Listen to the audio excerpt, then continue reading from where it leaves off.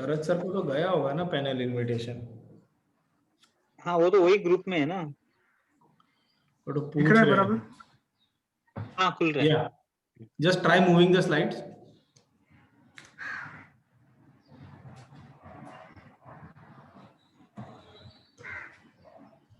बराबर। Yeah, proper. Okay. You can stop sharing for now. Once the session starts, maybe you can.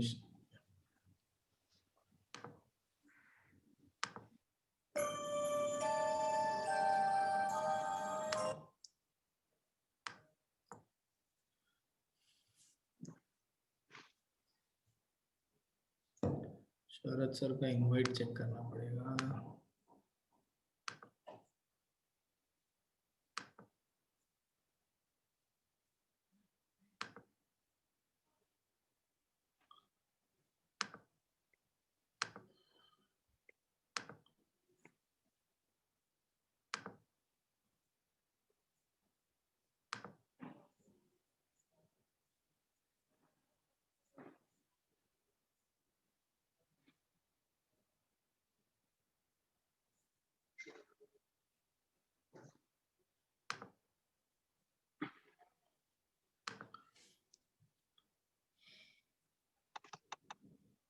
Sharad sir का email ID नहीं दिया उनको भी।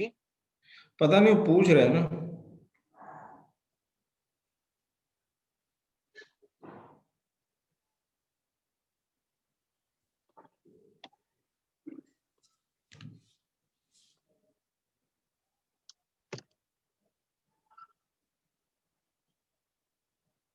तुम्हारी टीम से एक जन को निकाल दिया है क्या?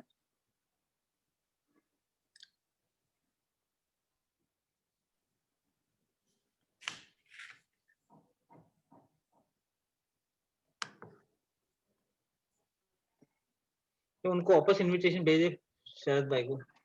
वही कर रहा हूँ सर, तो उनका ईमेल आईडी देख रहा हूँ मैं। ईमेल आईडी है उनका शरद, क्या है उनका? SHRAD शरद, शरद शेट @camcs.in camcs.in।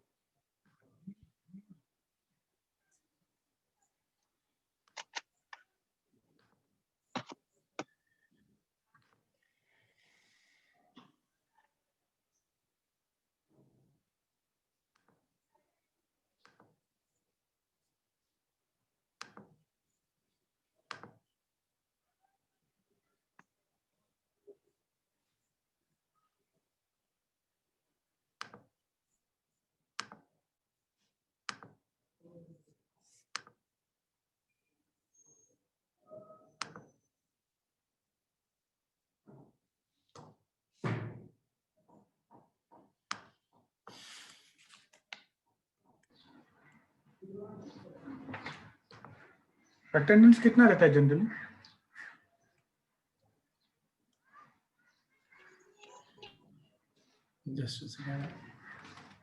जनरली ऑडिट सब टॉपिक में अराउंड 200 तो टच हो जाता है।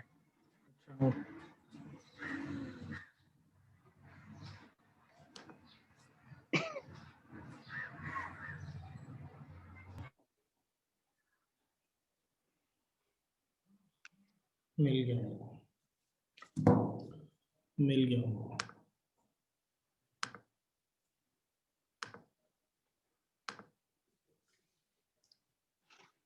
Welcome sir. वेलकम शरद भाई। He's on call.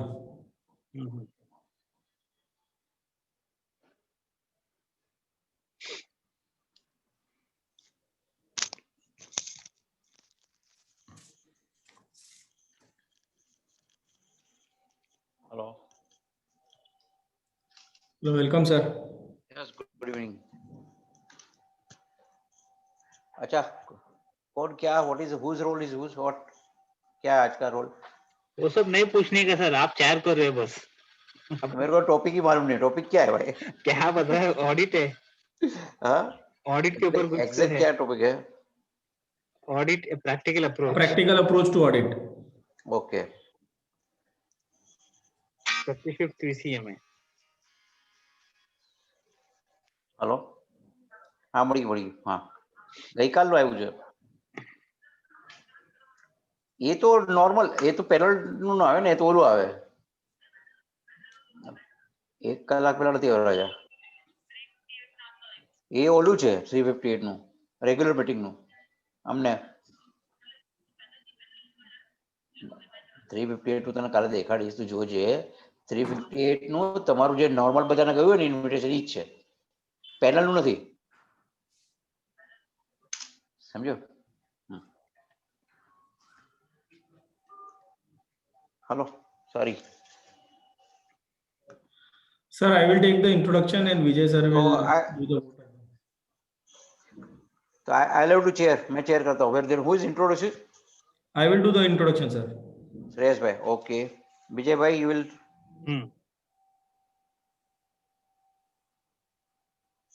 अरे टॉपिक का नाम कहाँ मिलेगा अपने को यार कुछ मालूम नहीं पड़ा. अब तो वो रहेगा ना, फ्लायर है क्या नहीं? फ्लायर ढूंढना पड़ेगा है जो ना? फ्लायर डाल दे टीम में. टॉपिक इसमें है ना क्या Sir, it is audit a practical approach. अच्छा या audit practical approach okay okay मैं टीम बी में डाल दिया फ्लायर को, देख लीजिए आप. मेरा audit documentation. Okay Vijay welcome Vijay thank you sir. पहचानते हो ना सर? हाँ मेरे को देखने दो भाई हाँ. विजय भाई दिखता नहीं है अभी दिखा या विजय Yes, sir. Vijay, just 1 minute. You will be covering all practical approach, how to do audits and what are the documentation part and everything, correct? Correct. Because I missed last lecture also. मैं त्यारे भी attend नहीं करूँ, so I was not knowing. Okay. शायद broadcast हो गया लगता है. नहीं नहीं कहाँ से इतना जल्दी? देखो पार्टिसिपेंट हाँ पार्टिसिपेंट आ गए.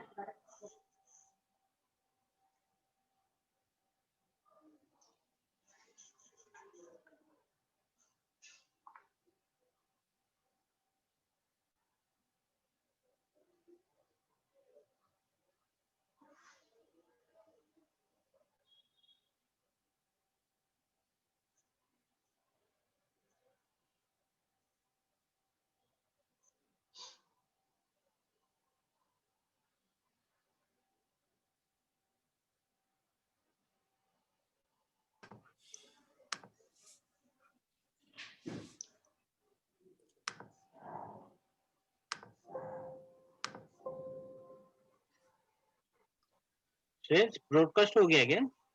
नहीं मेरे को पता नहीं सर, मैंने स्टार्ट नहीं किया है. तो अपने को हो गया. देखो 20 पार्टिसिपेंट जन कैसे आ गया?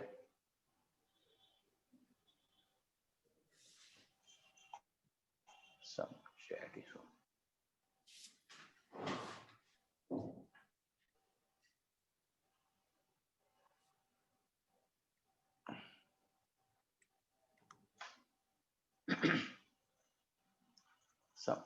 Somebody has asked whether there is a note in PDF or what presentation वगैरह. Is there any presentation in PDF? I don't think so. That Sir, after the session, we will send the material. Yeah, that will be shared afterward, na?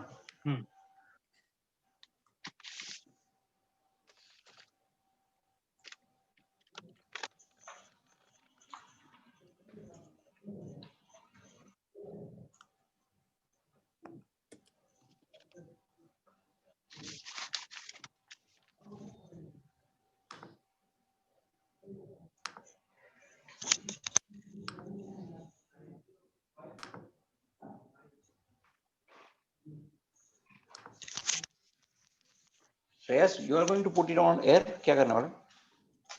So, motto and code of ethics I will play. Then Vijay will share his own screen. Yeah, that's correct. But who is going to put on air? Record button आपको ही करना है श्रेयस भाई. हाँ ठीक है, मैं recording कर दूंगा sir. Record as well as ये air पे कौन रखेगा आपने को? I think that broadcasting I will start. Broadcasting. There are some participants in, I think broadcasted already started. हाँ, who has done that? I don't know. I don't know, it's happened by default. I think. तो default हो गया लगता है. Recording भी start है.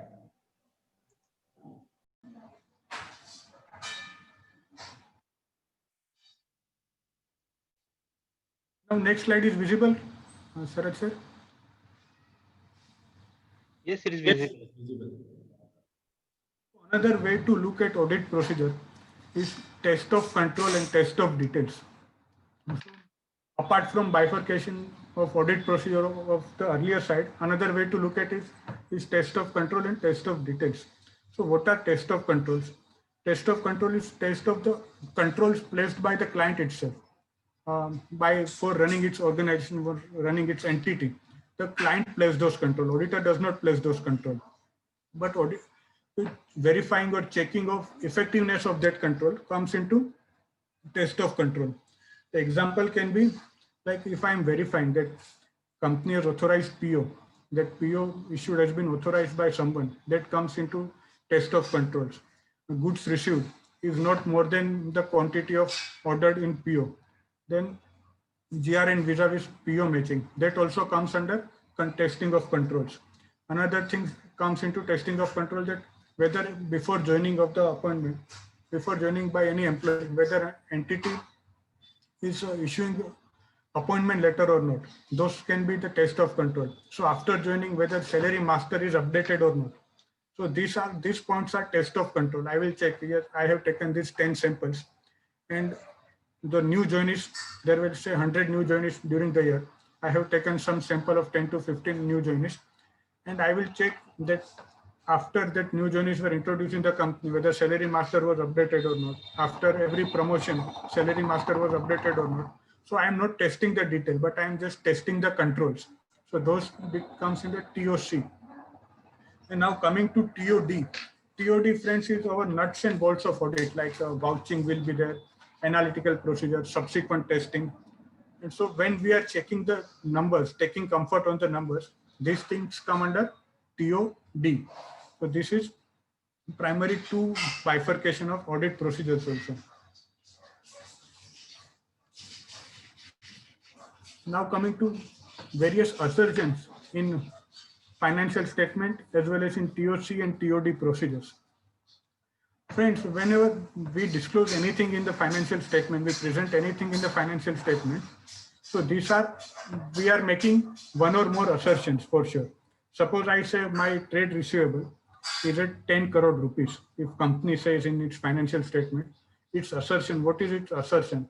I go to that second table, which is on your screen. The company says, yes, my debtors worth 10 crores rupees exists. There are debtors as up to 10 crore rupees, and companies right to collect money from them. That is that another assertion that yes, company has that right. Completeness is yes, that no more than 10 crore debtors are there. The debtors which I am disclosing is 10 crore. It is not more than 10 crore. That is completion testing or assertion of completion. Another is valuation testing. When I say 10 crore debtors are there, I say if my receivable, what I expect to realize is 10 crore. It is not less than 10 crore. So any provisions which ought to have been made for provisions for bad debts or doubtful debts, so those provision has been made. That is also an assertion company is making when it says debtor is 10 crore. And presentation in financial statement is also an assertion. If I have said it in current trade receivable, the company expected it will realize within 12 months or say in its regular operating cycle when it is classified as current. So these are the assertion company makes. If those debtors was retention money which are to be realized after 12 months or after some contract is completed by the company, retention or holding money, then that should have been presented as non-current. So assertion would have been different to that extent. So every disclosure in the financial statement as assertion. If I explain the first table, then occurrence testing and completion testing, these are relevant for P&L. Say company say my sale is 50 crore rupees. So what does it say? That sales has actually occurred by the company. Company has, that event has occurred of selling those goods. Correct. That company said completeness is that all the sales which have to be recorded has been recorded in my financial statement. That is also one of the communication which financial statement is making. Accuracy testing is that amount which is appearing in financial statement is reasonably accurate. That true and correct is not, you must be knowing. The approach of the financial statement is true and fair. So it is reasonably accurate. Cutoff testing means when I say my sales is 50 crore rupees, I am telling that this year sales is for April 19 to March 20. Any sales of prior year or any sales of any subsequent period is not included in that amount. And classification testing means this amount includes only sale of my primary item. The initial interest amount or sale of scrap is not included in that sales. So whenever company says something in financial statement, it gives those assertions. Now coming to audit documentation. What are audit documentation? Audit documentation is written records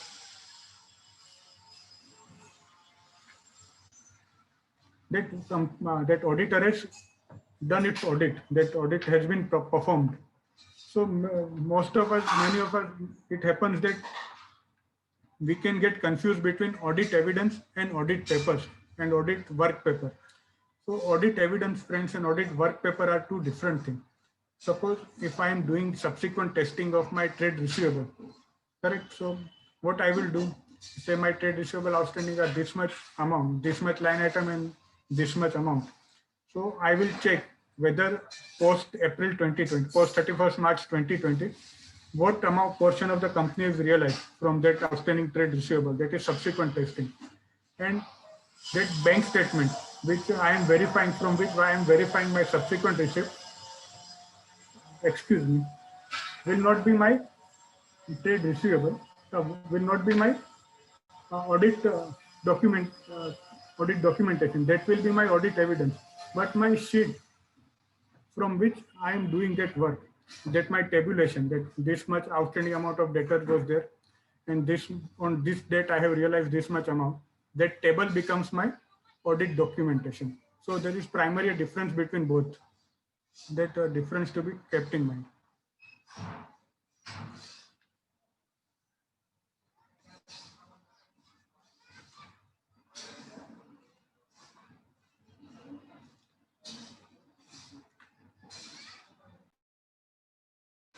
Excuse me, everyone. I just.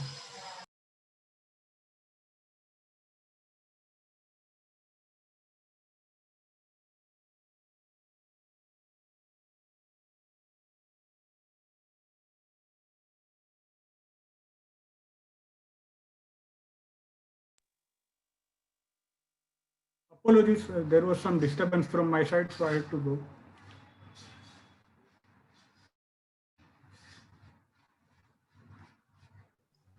Carry on, Vijay, no problem. Please Yes. go ahead. So now visible the presentation. Yeah, it's visible. Now importance of audit documentation. So these are the importance of audit documentation. We know that audit documentation will safeguard me whenever something goes wrong. It will help me next year when I'm doing my audit. But for me, most important utility of audit documentation comes at the time of review in day-to-day. When your team or your staff has done good audit documentation, it gives you great convenience in reviewing the file. So those issues which if I highlight by using my brain or by doing hard work, that audit documentation should be able to highlight you upfront only. That is the main purpose of most important utility according to me for my audit documentation. Okay.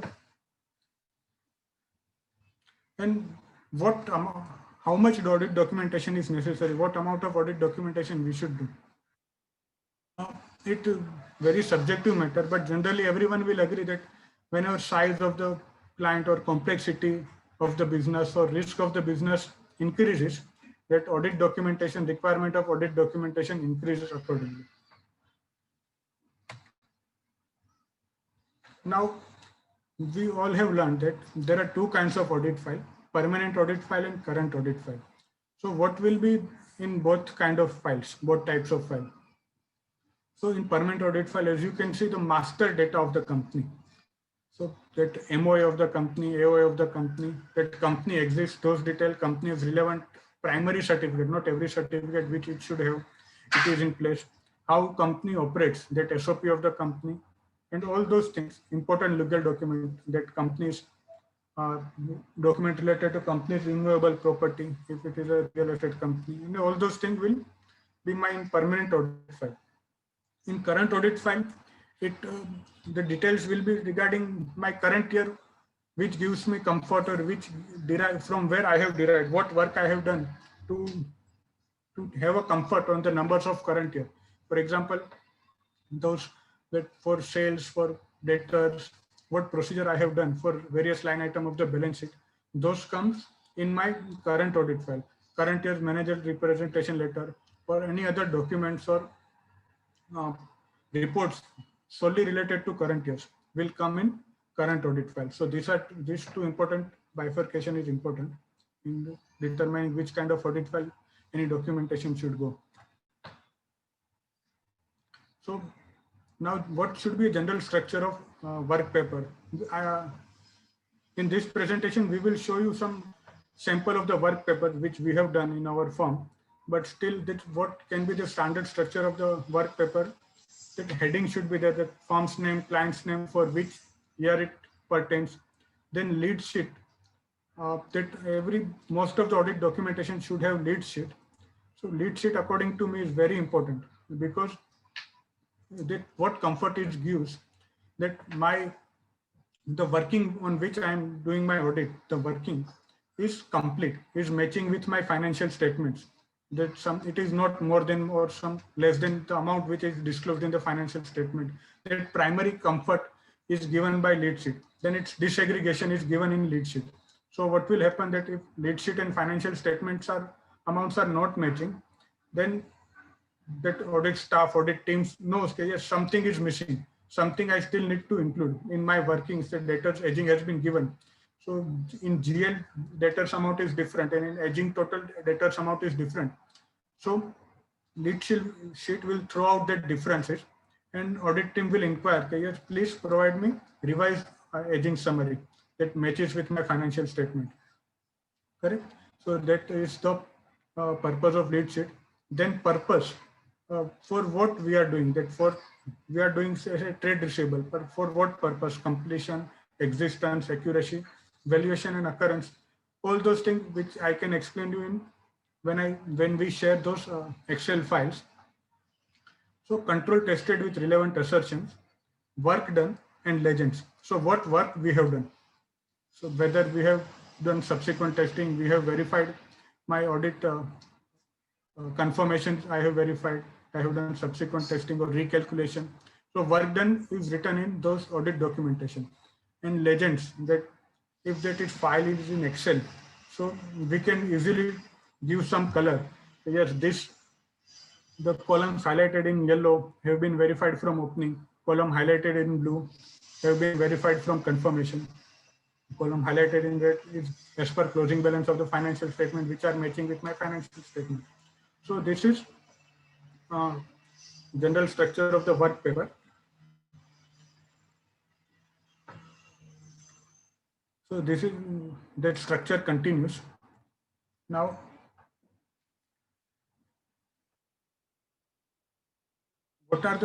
now we will take individual areas which we can share the good practices of audit documentation in this presentation.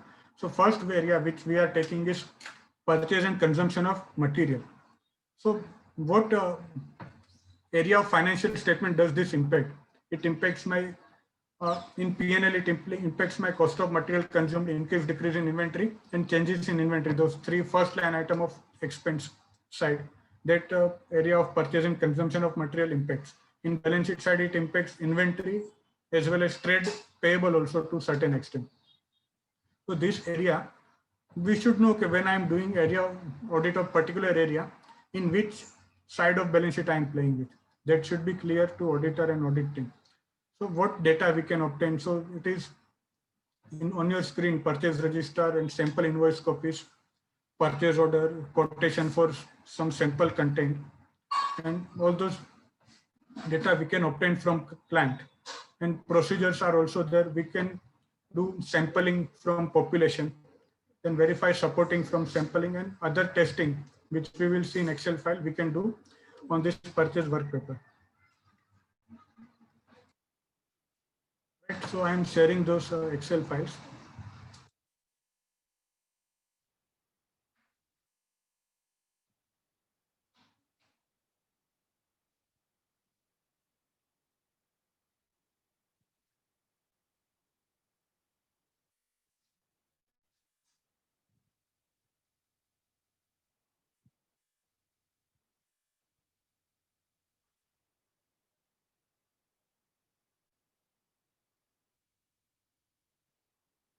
Right, friend. So this is lead sheet of cost of material consumed.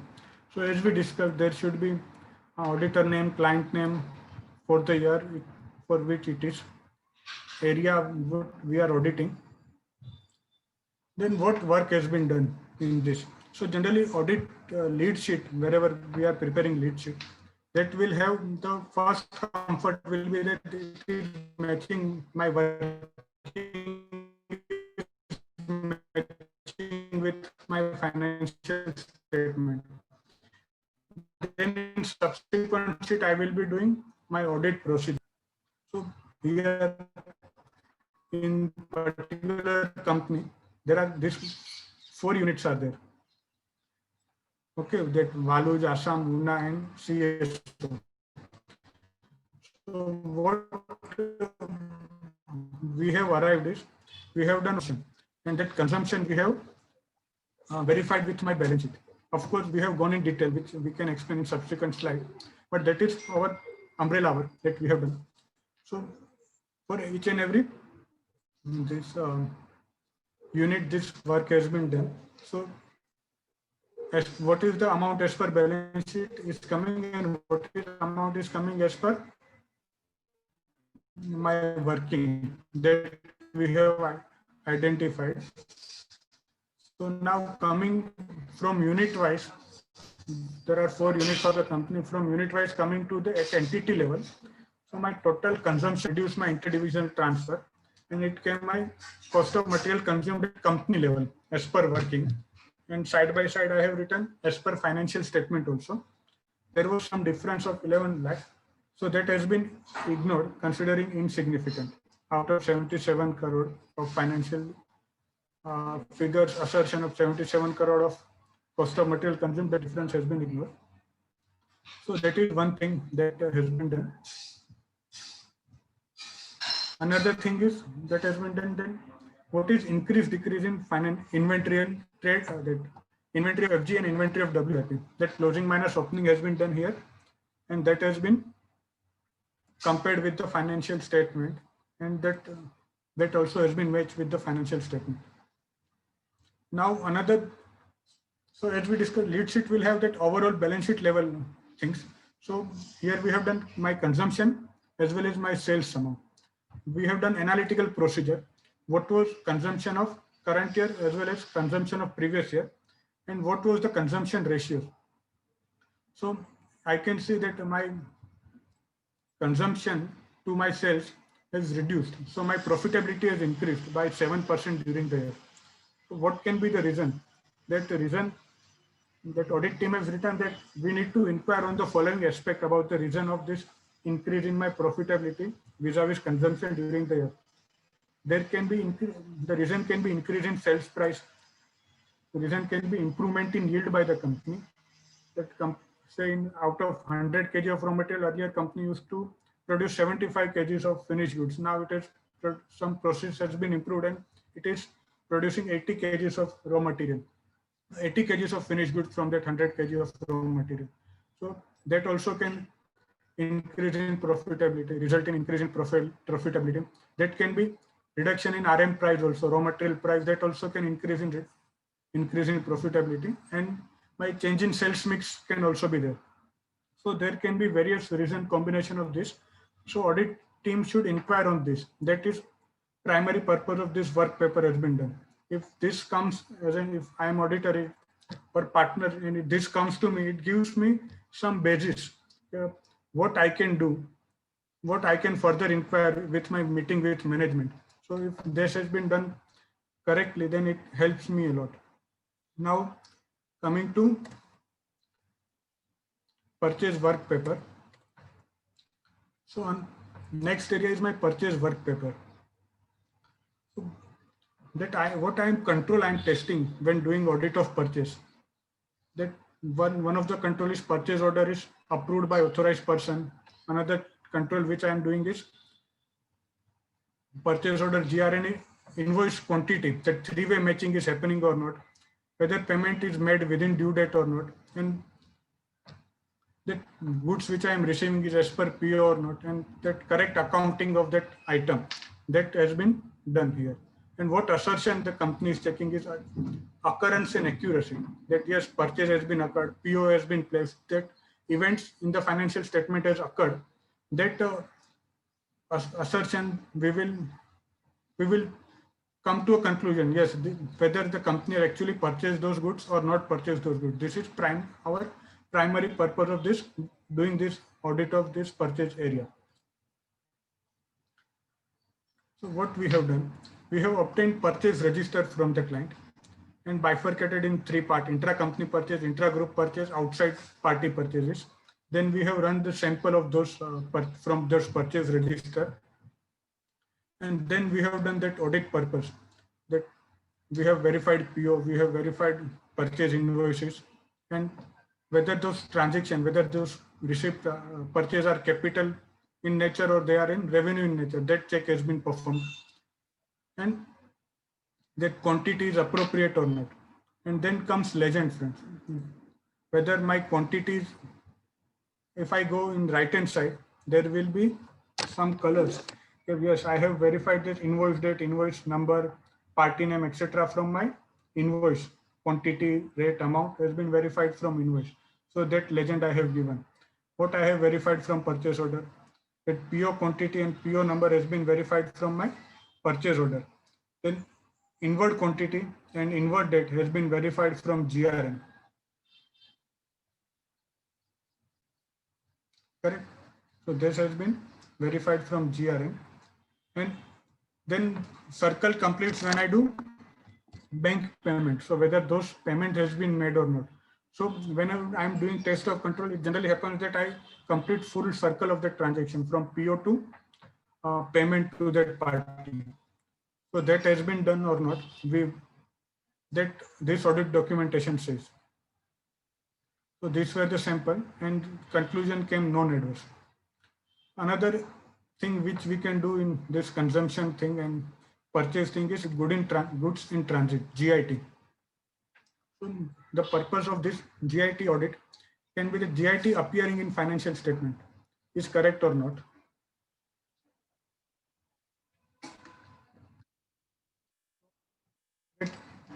GIT means I have procured some raw material, but it has not come to my site, my factory. That will appear in my financial statement as goods in transit. So what we have done, we have obtained the listing of GIT from the management, selected random sample of GIT, and do subsequent testing of that GIT, whether post subsequent to the year end, whether the invoices that goods has arrived to the factory gate or not. That has been done, that we can see. So friends, we know that everyone is performing those procedures, but here the question is to document it. So if I go back to my previous slide, which say what is the difference between audit documentation and audit evidence. So this is my audit documentation, that I have done audit of goods in transit, GIT. But if I say those GRN, that this many number of GRN are there, 12 number of GRN, these are my audit evidence. Yes, that goods has arrived post March. Those are not my audit documentation. Many times we may only file bank statement of the client in our file, or we may just file those GRN or those PO in our file. It may happen. So that is not our audit documentation. Audit documentation with what work you have performed on those source data of the client. That is the purpose of this presentation. So we know that you all must be performing those procedures. So next is that out of 1 crore and 10 lakh of GIT appearing in my financial statement, I have done audit of 76% from the sampling. So that auditor can decide based on gut feeling, based on experience of those clients, what level of testing they want to do in particular area. If risk is higher, they can do higher testing on those area. So another thing which we have done is aging report of GIT. So goods in transit, we have done 2 aging analysis, 0 to 90 days and 90 to 180 days. It falls under 2 brackets. So most of the item falls under first bracket, 93 lakh rupees, and some item comes under 90 to 180 days. So what we can do about those long aging, which has higher aging, GIT which has higher aging, they can be import of RM. Correct. So generally, if I'm importing goods from say US or UK, there can be a higher time. Shipping time may be higher, 60 days, 90 days. So my GIT can be remain in my balance sheet for higher number of days, more number of days. So there can be cancelled purchase, but not cancelled in the system. That also can be the reason. And another reason can be error by the company in recording of the data. So we can take out a report that GRN entered, but invoice not booked, and cross verifies that data from my aging report of GRN. So it may happen that some of the goods company may have received, but it is not booked. So that error correction can also happen.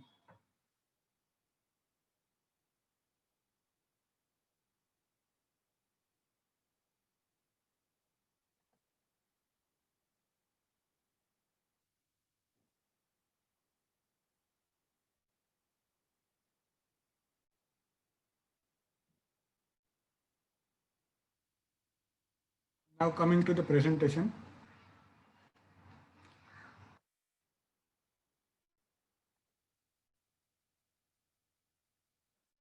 Next area is employee benefit, audit of employee benefit. So again, where does it form in the financial statement of the company? It forms under employee benefit. Which area it impacts? Employee benefit expense, obviously. Then salary payable, then provisions, that provision for gratuity, provision for leave encashment, and PF area, PF, ESIC payable. Those area are impacted by this audit area or audit of employee benefit expenses. So what procedures we can do in this, and what TOC and TOD we will be doing, that we can see now.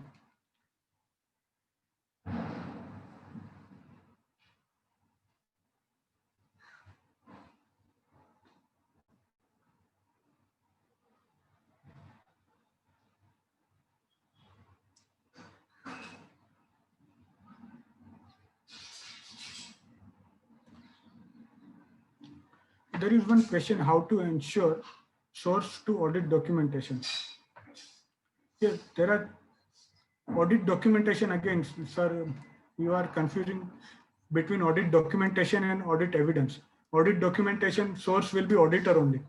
It will be prepared by auditor himself. So audit documentation is one source. If you are asking about audit evidence, what can be the source of audit evidence? Again, that source of audit evidence, that is, if you have doing investigation audit and you don't trust the details provided by client, you can perform again the procedure which we have discussed earlier, that recalculation or reperformance audit. The audit standard also says that auditor should itself try to obtain confirmation itself. So if client is giving you some confirmation or some statement, auditors do that procedure itself and ask for this confirmation or those statements.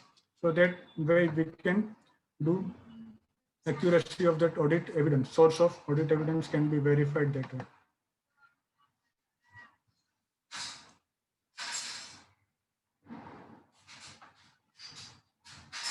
Now this employee benefit expense sheet is there.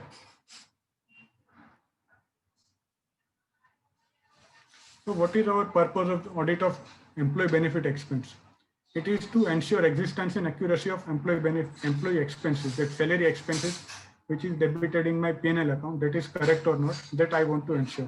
So first, primary, what the auditor should do, that yes, where do we verify this from my salary sheet? Yes, my salary sheet is matching with my GL or not. That record we perform generally. That is our first thing that we have done here.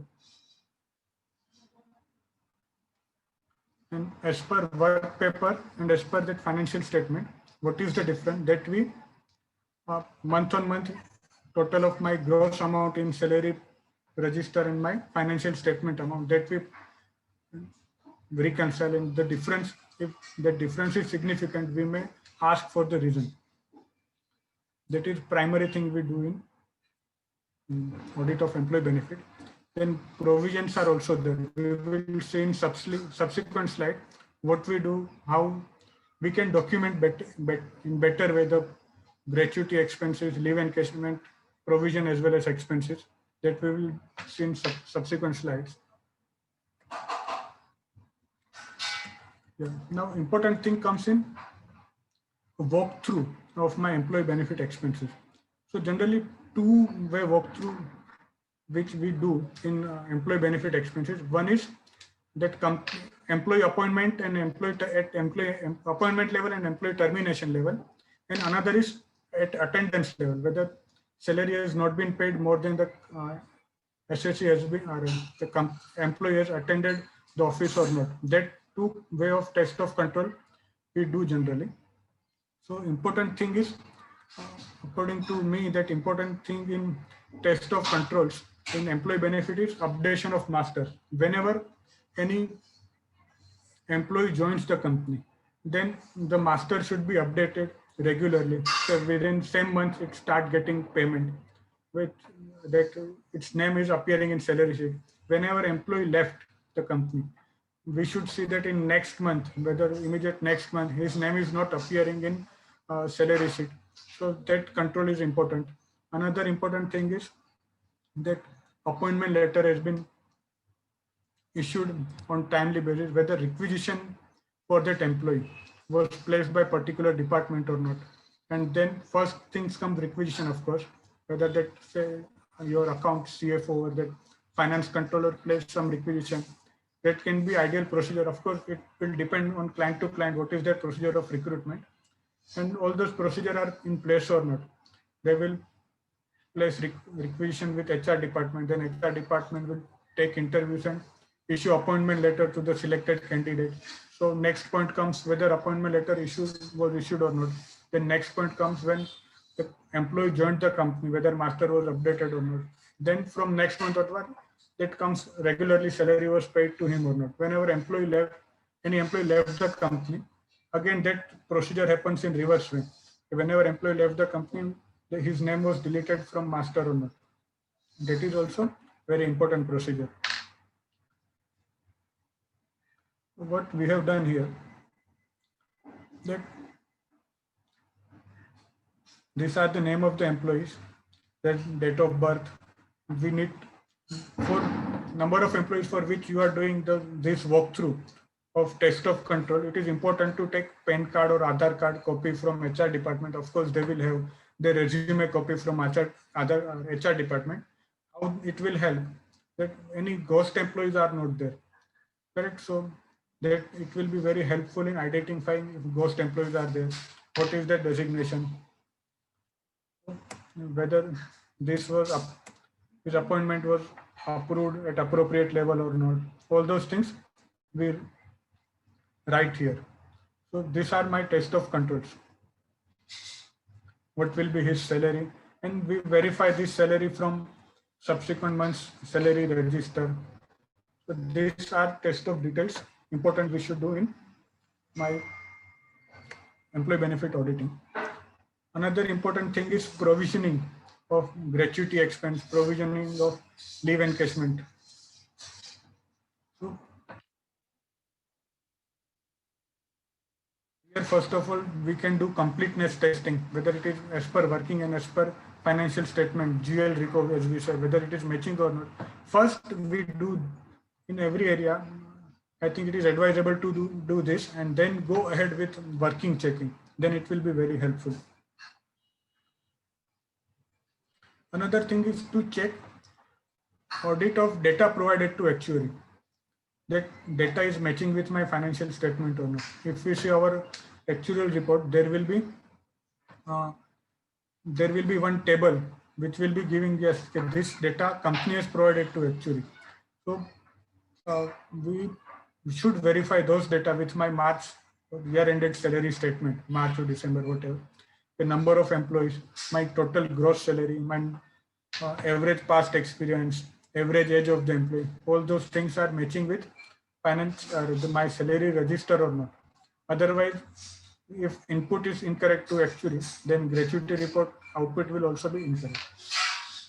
Then company auditor should also check reasonableness of those actual assumptions, right? So whether those assumption, discount rate and life expectancy are reasonable considering the prevalent scenario or not, that company auditor can check.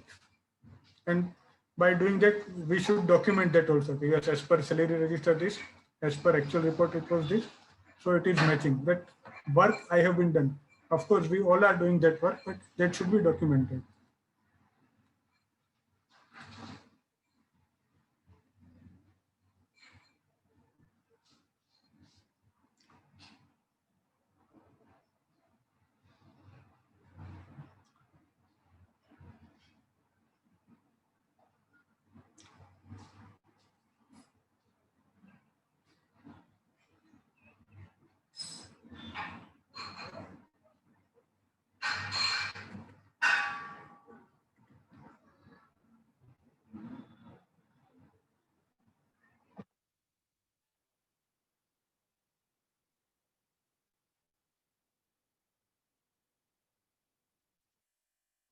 Next area is friends borrowing.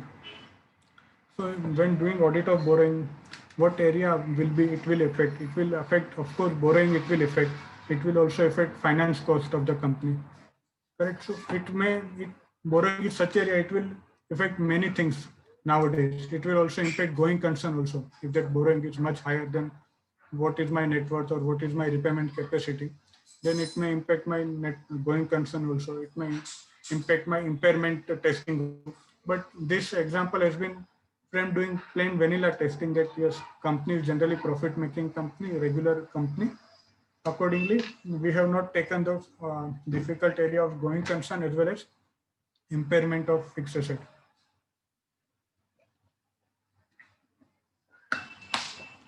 The documents, if we start from governance, what can be the documents for that?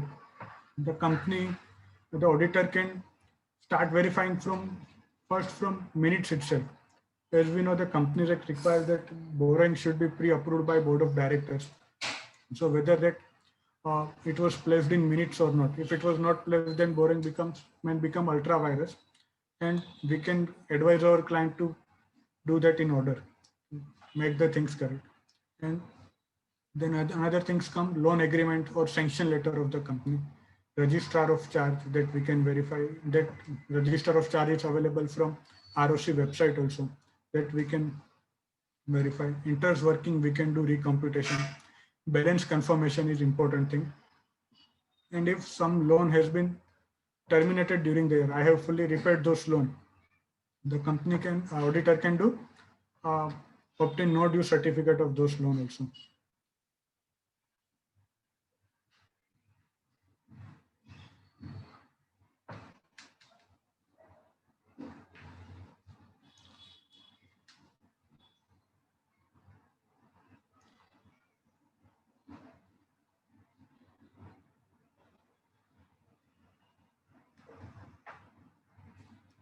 So here it is, borrowing cost, audit of borrowing cost we are doing.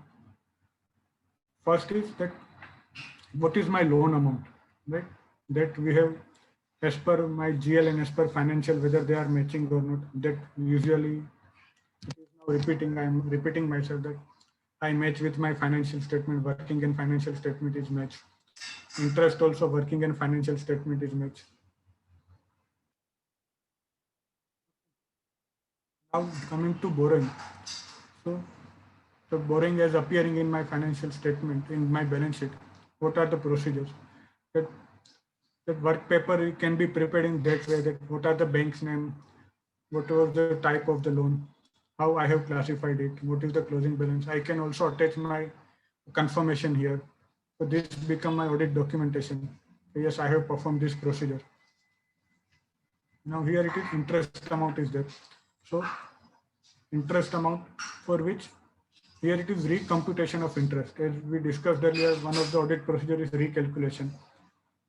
So by number of days and what was the amount outstanding from banking statement, I do that recomputation and I match it with my GL, whether it is matching or not. If there is significant difference, I can draw attention of the management to correct those difference. And another important thing is to prepare a summary of sanction letter.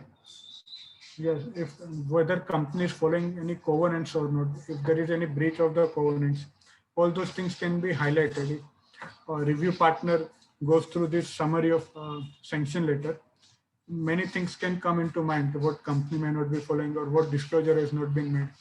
And most of us will be aware that Schedule 3 has extensive documentation requirement. What are the terms of the loan? What are repayment schedules? How the loans were guaranteed? What was the interest rate? What was the default as on the balance sheet date?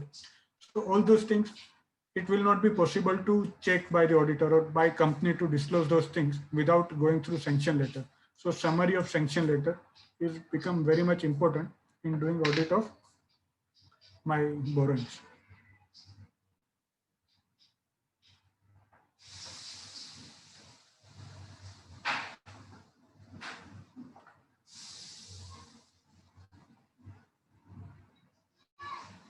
Yes, the next area is audit of expenses.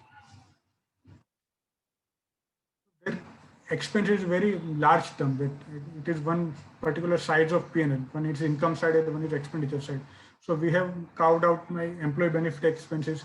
Fixed asset will be done. Depreciation will be done by my fixed asset working paper. So those remaining expenditures, say other expenditure, my COGS is also been audited in my purchase and COGS work paper. So remains other expenditure, generally other expenditure remains. So here we are talking about that other expenditure.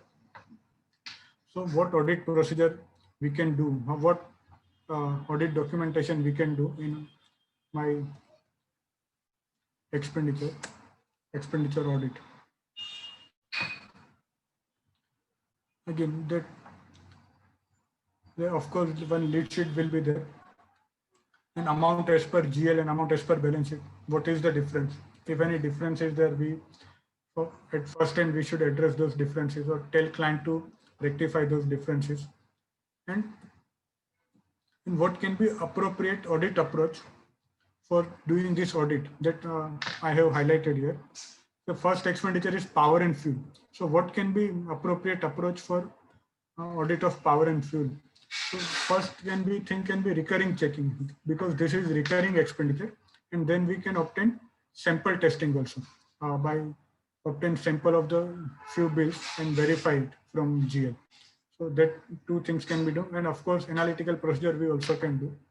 How we can do this audit of power and fuel? What documentation can be done? Here it has been mentioned.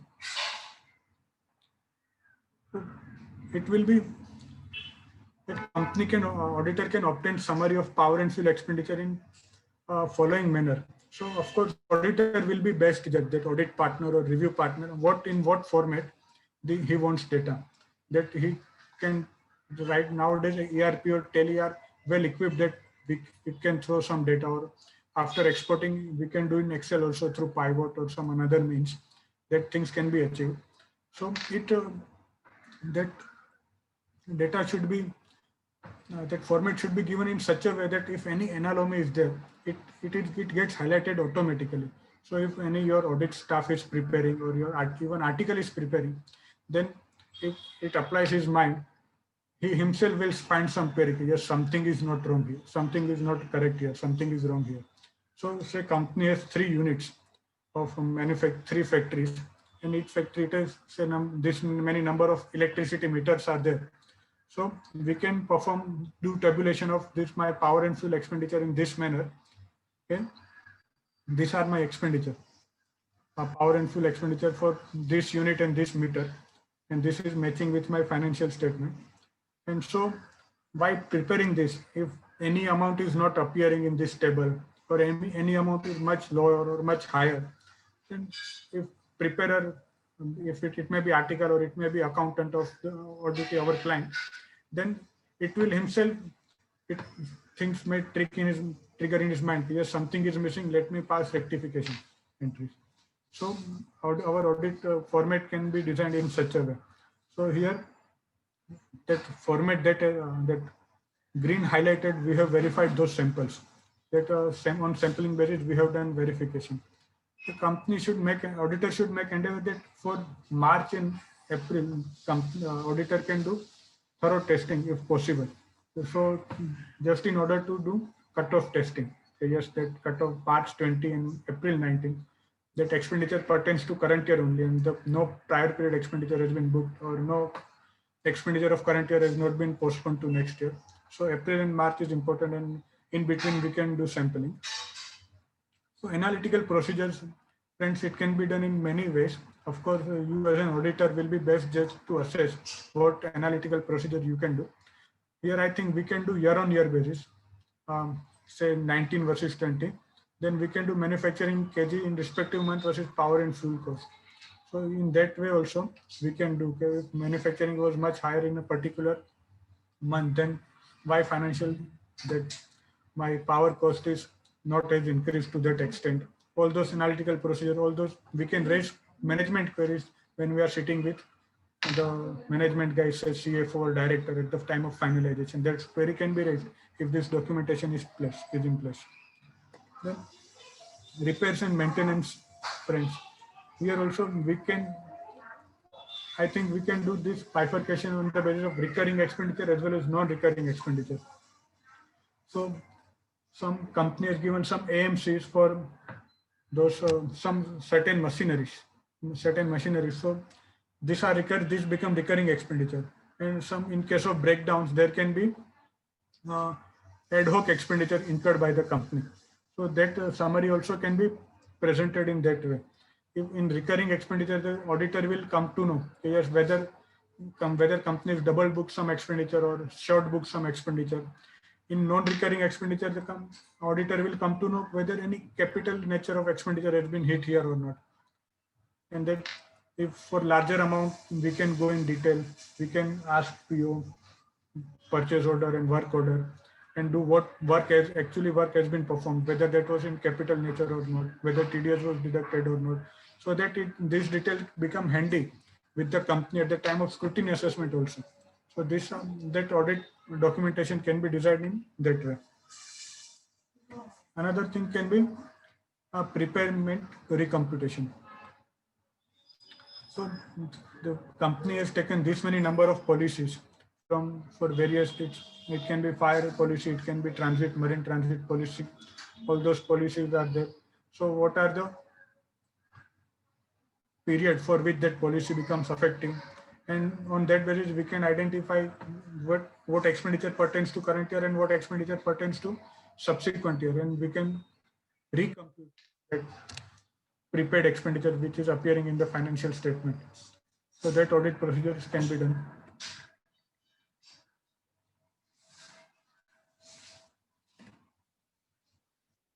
Area of cash and bank.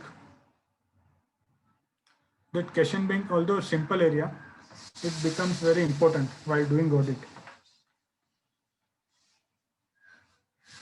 So again, here it is a lead sheet of my cash and bank, and whether it is matching with financial statement, that how it will appear in my financial statement, that has been done.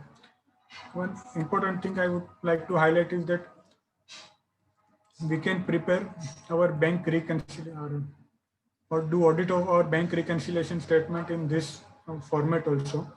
Okay, we can list down our number of banks here, account number and which GL code it pertains, and what was the balance as per book, and then RECO items.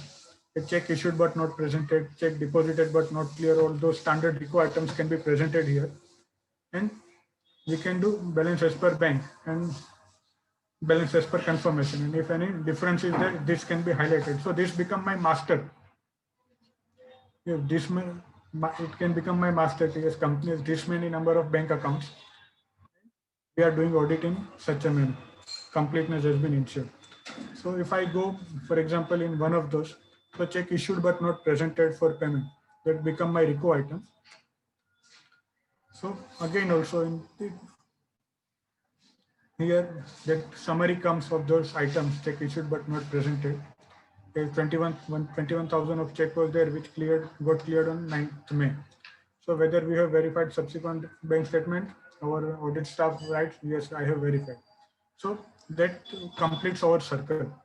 Right? I understand that it takes much time to prepare this audit documentation, but nowadays how audit is, audit of course this difficult exercise, not in, or I should say onerous exercise, so that doing this become necessary if we want to safeguard ourselves.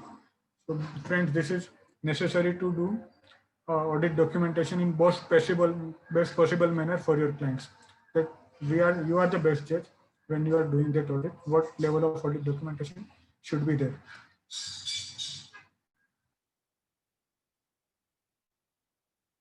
Now mutual fund investment, also we will verify those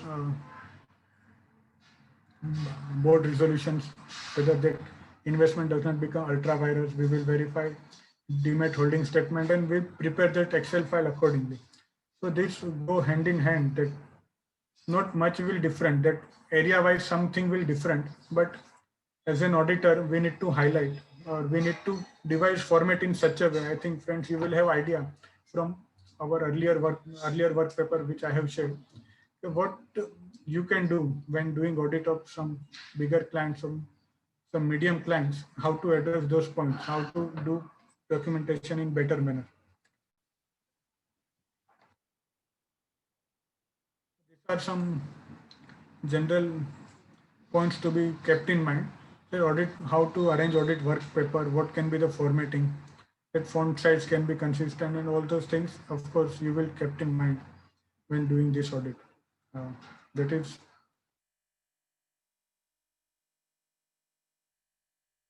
Yes, sir, that is all from my side. There are two questions.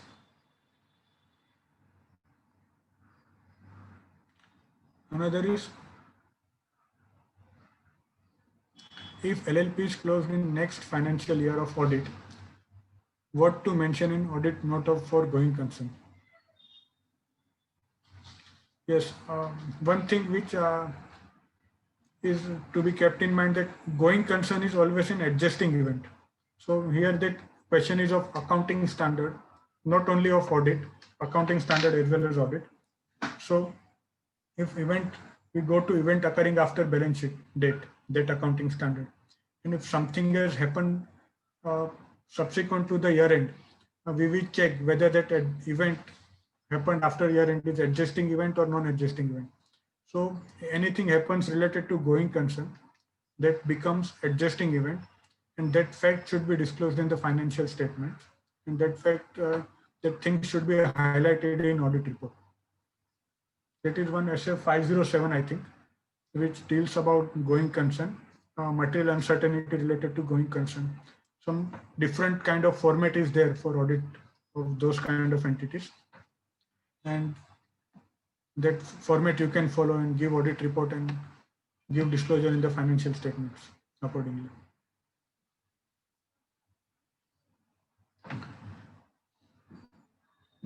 Yes, sir. Any questions?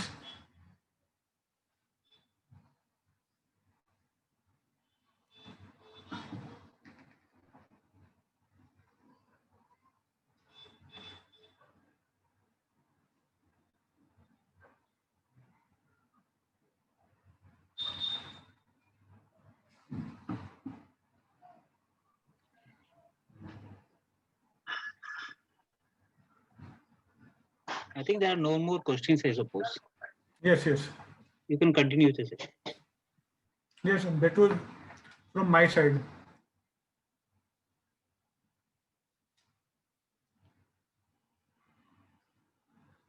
Vijay sir, that session has been concluded from my side.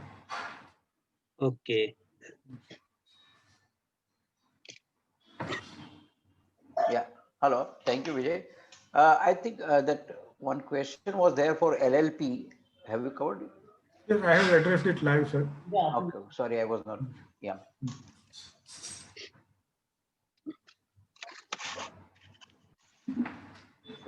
Okay. Friends, It was a live session and very good session, and Vijay has covered most of the part of the practical approach. Thank you, Vijay. Thank you, And sir. friends, if you have got any question further, we can have more question and answer session. Vijay, I don't think we have got any more question, right? Yes. Okay, thank you. Now I'll request Vijay Jayam to propose a hearty vote of thanks to the speaker. Thank you, sir, for giving me the opportunity to present a well-deserved vote of thanks to our today's speaker, Vijay Kajareji, who has dealt upon the practical aspect of audit. Till now, we have only studied the theoretical aspect, but today he has shown us the various working papers in Excel sheet, like borrowing, how to do the borrowings, or cash and bank expenses, employee benefits, investments, etc. He also taught us the types of audit procedures, what are the test of details, test of control, audit documentation, etc. Vijay, we are indeed thankful to you for accepting our invitation. Your presentation was very excellent. You had answered all the queries raised by the members. On behalf of Borivali Central CP Study Circle, I propose a well-deserved vote of thanks and request the member to carry out with a virtual applause. Our next Thank you, session sir. will be on 12th of December, that is coming Saturday at 5 to 7 p.m. on the topic of overview of ROC compliances, including CFSS scheme 2020, along with the recent updates and modalities relating to company laws, amendments, and MSME. With this, we are closing this session for today. Thank you. Thank you. Thank you, Vijay. Thank you. Thank you, sir. Thank you.